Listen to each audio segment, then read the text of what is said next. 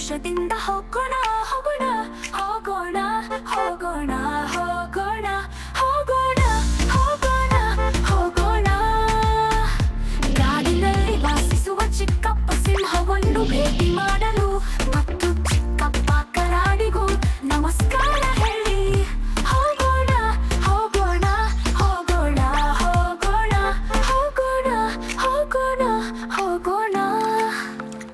ದಿನವಿಡೀ ನವಿಲಿನೊಂದಿಗೆ ಕುಣಿಯೋಣ, ನಾವು ಹಕ್ಕಿಗಳೊಂದಿಗೆ